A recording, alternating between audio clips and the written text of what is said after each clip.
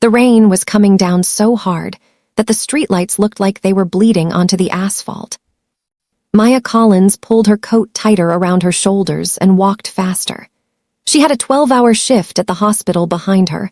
Her feet were screaming inside her shoes, and she had exactly $43 in her bank account until Friday. She wasn't supposed to stop. She never stopped, because stopping in this neighborhood at this hour, in this rain, that was how you invited trouble into your life. But then she saw him. He was sitting on the steps outside the closed convenience store on Peachtree, soaking wet, wearing a dress shirt and slacks that probably cost more than her rent. No jacket, no umbrella, just sitting there completely still, staring at nothing. He looked like a man who had either lost everything or had simply stopped caring about anything at all. Maya hesitated. Every practical instinct she had told her to keep walking. But Maya Collins had never once in her 34 years of life been able to walk past someone who looked like they were disappearing. She stopped. "Hey," she said quietly, "you okay?"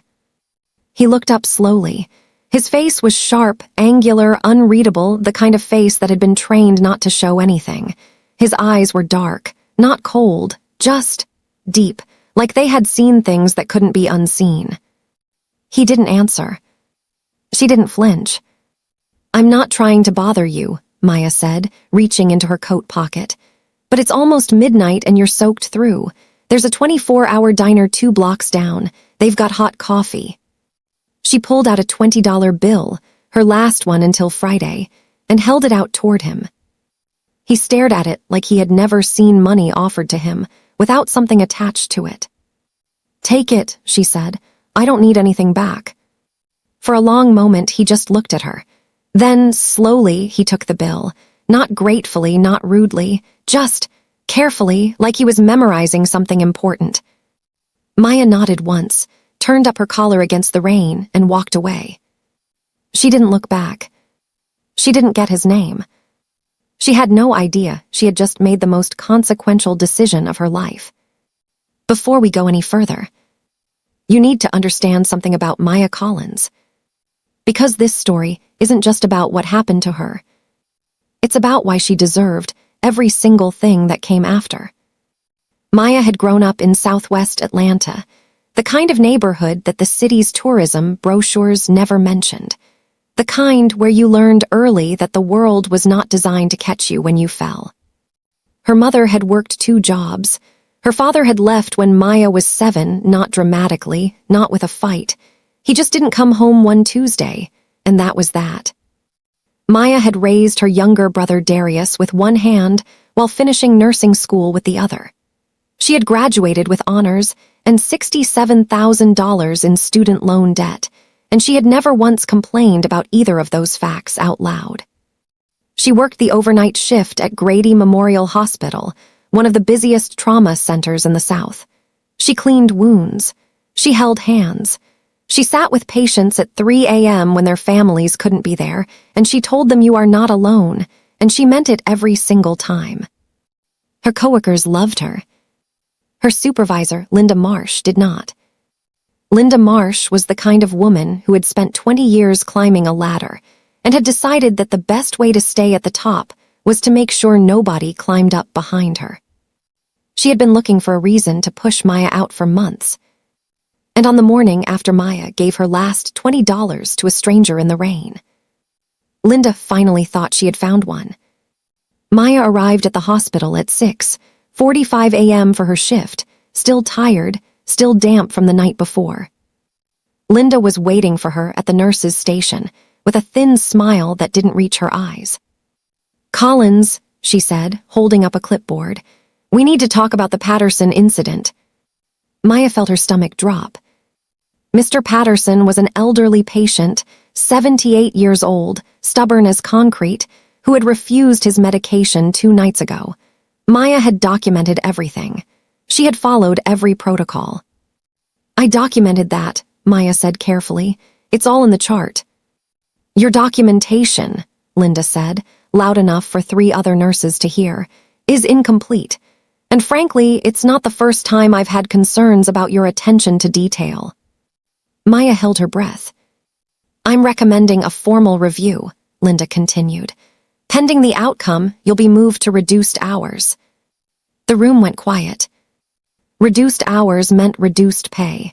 Reduced pay meant she couldn't cover Darius's rent.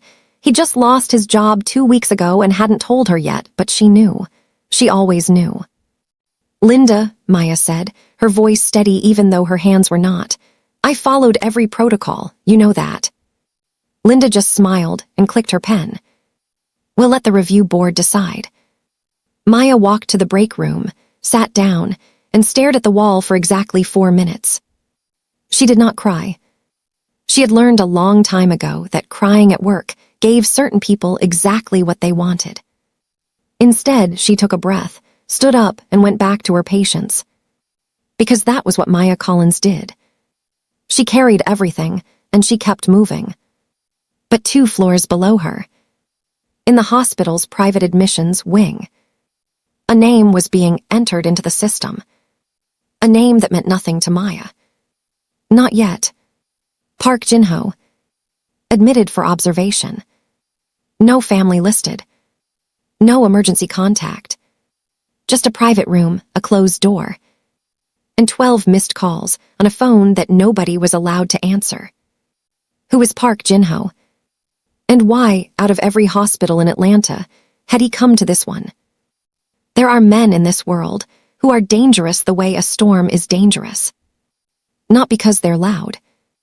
Not because they're threatening. But because, by the time you realize what's coming, it's already there. Park Jin-ho was that kind of man. He was 51 years old, though he looked 10 years younger. The kind of ageless that comes not from ease, but from absolute iron discipline. He had been born in Busan, South Korea, the youngest son of a fisherman who drank too much and a mother who prayed too hard for it to make any difference. At 14, he had run away to Seoul with nothing but a backpack and a debt his father owed to men who didn't accept apologies. By 16, he had paid that debt in ways he never spoke about. By 25, he controlled 3 districts. By 40, his name was spoken in whispers in Seoul, Tokyo, Los Angeles, and Atlanta, always in whispers, because saying it too loudly felt like it might actually summon him. The organization he ran had no official name. Law enforcement in 4 countries had tried to map it, infiltrate it, dismantle it. They had failed every time. Not because Park Jin-ho was reckless or violent without reason. Quite the opposite. He was the most disciplined man in every room he entered, and he was terrifying precisely because of it. He did not raise his voice. He did not make threats. He simply made decisions, and the world rearranged itself accordingly. So what was a man like Park Jin-ho doing sitting alone on a concrete step in the rain on Peachtree Street at midnight? That question had a very specific answer. And that answer began with a name. Kim Soo-han. Kim Soo-han had been Jin-ho's most trusted lieutenant for 11 years. His right hand. His brother in everything but blood. 3 weeks ago, Jin-ho had discovered that Kim Soo-han had been feeding information to a rival organization out of Los Angeles.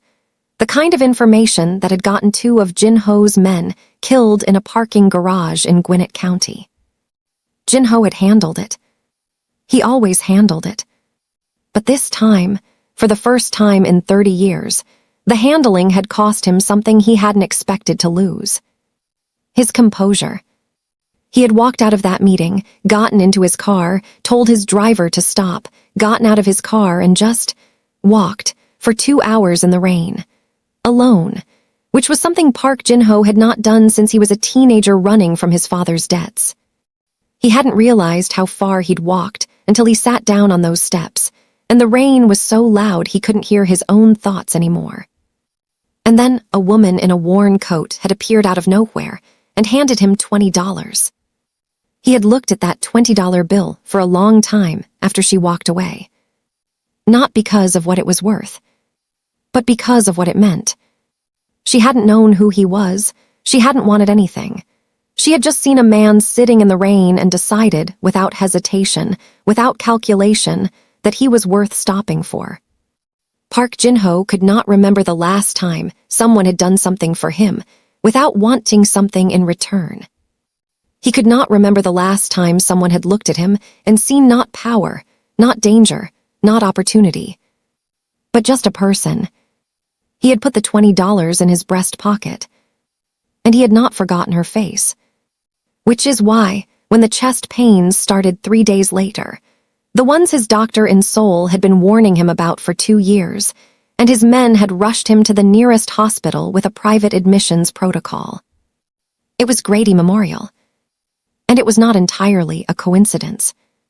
Jin-ho lay in the private room on the second floor, staring at the ceiling, having every second of stillness. 2 of his men stood outside his door in civilian clothes, trying to look like ordinary people and failing completely. His lead lieutenant, a sharp, quiet man named Daniel Kwon, sat in the corner with a laptop, managing the 17 things that required managing when Park Jin-ho was unavailable. "You should rest," Daniel said without looking up. "I am resting," Jin-ho said flatly. "You're staring at the ceiling like you're planning something." "I'm always planning something." Daniel almost smiled, almost.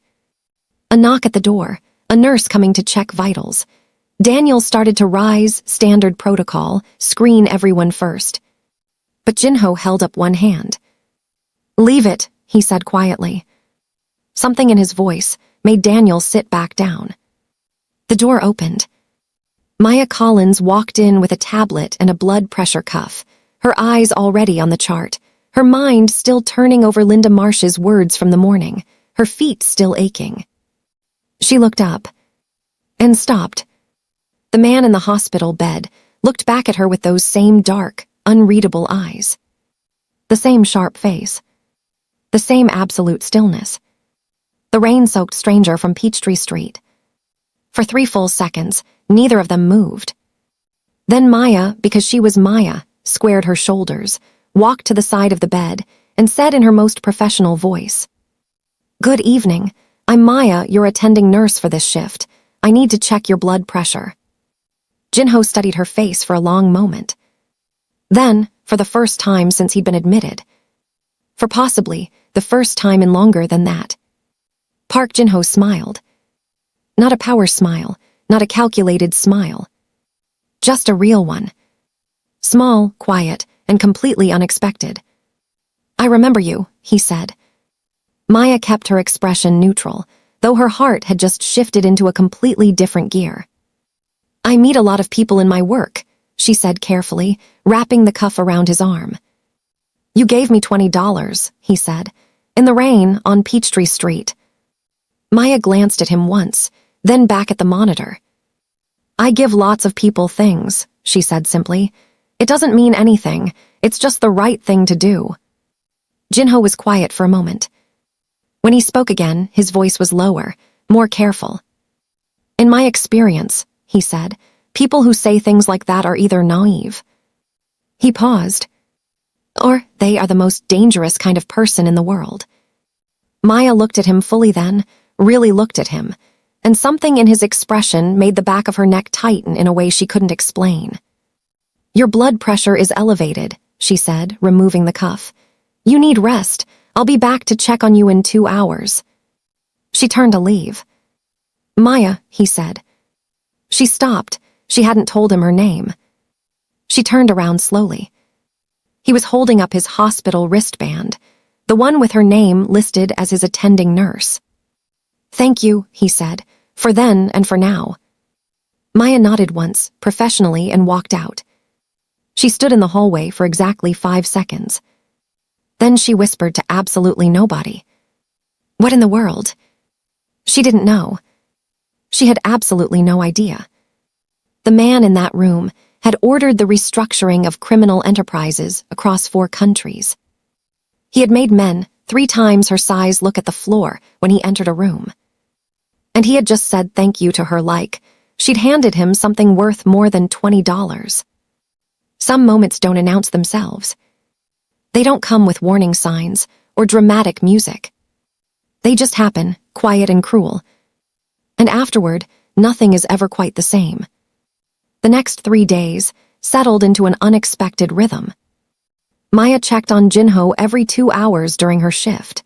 She took his vitals, updated his chart, answered his questions about his medication with the same calm, no-nonsense efficiency she gave every patient.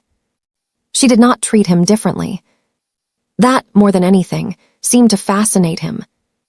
He watched her the way a scientist watches something they can't yet classify, with intense, unblinking attention that would have unnerved most people. Maya had spent 12 years working trauma. She had learned to feel when she was being watched without looking like she knew. She knew. She just refused to flinch. On the second day, he asked her a question. Not about his medication, not about his chart. "Do you like this work?" he said. Maya looked up from the monitor. "Excuse me." "Nursing," he said. "Do you like it, or do you do it because it's what you're good at?" She considered him for a moment. "Both," she said, "and neither one cancels out the other." He nodded slowly, like she'd confirmed something he'd already suspected. "Most people," he said quietly, "do things only because they're good at them. They confuse competence for purpose." "And you," Maya said before she could stop herself. Something shifted in his eyes, just briefly. "I became good at something I should never have started," he said. "The line between those two things disappeared a long time ago." The room went very quiet. Maya finished her notes, said goodnight professionally, and left. But she stood in the hallway for longer than 5 seconds this time. On the third day, she brought him food. Not hospital food. Real food, jollof rice and fried plantains from the Ghanaian place, 2 blocks from the hospital that she ordered from on long shifts when she needed something that tasted like comfort. She set it on the tray table without ceremony. "You haven't touched your hospital meals," she said simply. "You need to eat." Jin-ho looked at the container for a long moment. Daniel Kwon, in the corner, looked at Jin-ho with an expression that said clearly, "Sir, we do not accept food from strangers." Jin-ho opened the container. He ate every single bite. Daniel stared at the wall and said nothing. That evening, Maya was leaving the private wing when she turned the corner and walked directly into Linda Marsh. Linda was standing with 2 members of hospital administration, Mr. Gerald Holt, head of operations, and a woman Maya didn't recognize in an expensive suit. Linda's eyes went immediately to Maya's ID badge, then back up to her face, with that particular expression she reserved for moments she'd been waiting for. "Collins," Linda said, "just the person. Can you explain why a patient in room 214 has outside food on his tray table?" Maya kept her voice even. "The patient wasn't eating. I provided an alternative." "That is a direct violation of dietary protocol for cardiac observation patients," Linda said loudly, performing. "And frankly, it raises serious questions about your judgment. Again." Gerald Holt frowned at his clipboard. "This will be added to the review file," he said. "Mr. Holt," Maya began. "That will be all, Collins," Linda said, in the tone of someone who has just won something. The 3 of them turned and walked away down the corridor. Maya stood completely still. Around her, 2 orderlies had stopped what they were doing. A younger nurse at the station was looking at her with wide, sympathetic eyes and immediately looking away. The particular cowardice of people who feel sorry for you, but not sorry enough to say anything. Maya's jaw tightened. She turned and walked to the elevator. She pressed the button. She stared at the doors. In 12 years, she had never once been formally reviewed. She had never once had her judgment questioned in front of an audience. She had given everything, to this hospital, to these patients, to this work. And Linda Marsh was going to take it apart piece by piece in front of people with clipboards. The elevator doors opened. Maya stepped in. What she did not see, because the elevator doors had already closed, was Daniel Kwon standing at the end of the corridor. He had come out of Jin-ho's room to find a vending machine. He had seen everything. Every word, every expression, every carefully performed humiliation. He stood very still for a moment. Then he took out his phone and typed a single message. He sent it to one person. He went back to the room. Jin-ho read the message. He set the phone down on the bed beside him. He looked at the ceiling for a long moment, that same focused, planning expression that Daniel had described that morning. Then he said, very quietly, "Find out everything about a woman named Linda Marsh." Daniel looked up from his laptop. "Sir, we're supposed to be keeping a low profile." "Daniel." "And yes, sir." Daniel Kwon had worked for Park Jin-ho for 9 years.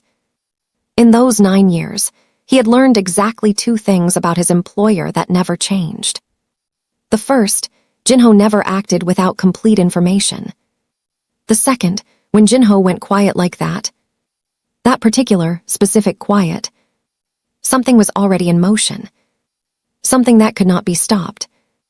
Linda Marsh had no idea. She had humiliated the wrong woman. In front of the wrong witness. At the worst possible time. But here is where the story twists in a direction nobody saw coming.